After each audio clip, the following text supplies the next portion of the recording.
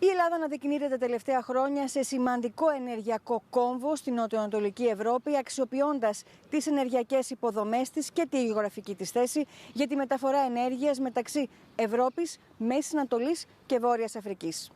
Παράλληλα με τη διατλαντική συνεργασία μεταξύ Ευρωπαϊκής Ένωσης και Ηνωμένων Πολιτειών ενισχύεται ο γεωστρατηγικός ρόλος της Ελλάδας. Για όλα αυτά συζητούμε με τον Αμερικανό Υπουργό Ενέργειας, Chris Wright. Since Russia's invasion of Ukraine, energy security has become a pillar of transatlantic strategy. How sustainable is U.S. support if geopolitical tensions continue?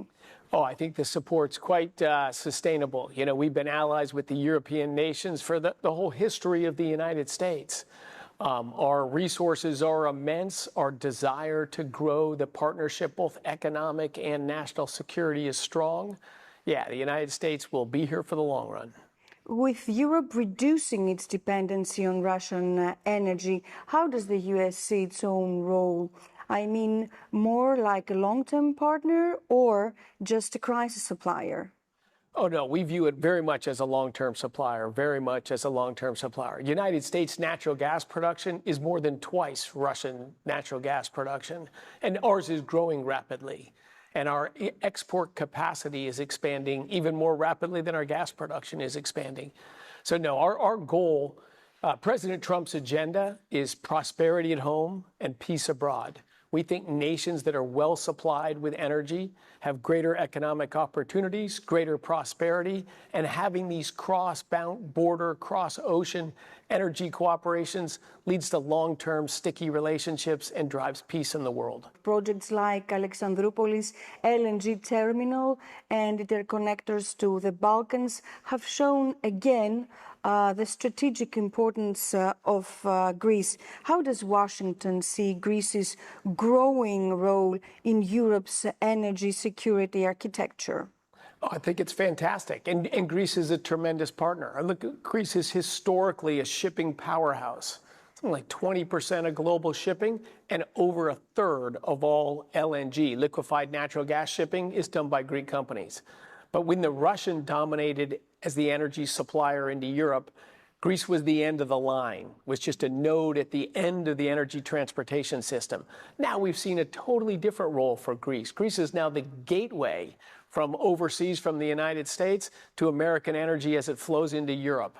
I think it's huge economic benefits for Greece, and it's great for the United States to have such a long-lasting ally and partner as Greece playing this role as the gateway for American energy to Europe. And since we cannot discuss energy without mentioning environment, I would like to ask you, you have expressed very specific views about climate change. You have said that the threat is exaggerated. Please explain these views to us. And I would also like to ask you if you're going to attend UN's climate talks in Brazil this November. I won't make the climate talks this year. I think there's a very good chance I will go next year. Look, I've been working, studying, writing, reading about climate change for over 20 years, very involved in that discussion and debate. So I follow very closely the science of climate change and the economic efforts and the studies on climate change. It is a real, slow-moving, global, physical phenomenon. The world has been decarbonizing for 200 years, from wood to coal to oil to gas, ultimately to nuclear. So I think you will see continued reduction in greenhouse gas intensity per unit of energy produced. I don't even know when global greenhouse gas emissions will peak. We still have 1 billion people living wealthy, wonderful lives and 7 billion people wanting that. So I think we're going to see many, many decades of growth in energy production, likely continued gradual rises in greenhouse gas emissions. Fortunately, a more energized, wealthier world is better able to withstand any changes. Climate change is a real thing, but it's just been wildly exaggerated for political purposes. I think it's very unfortunate.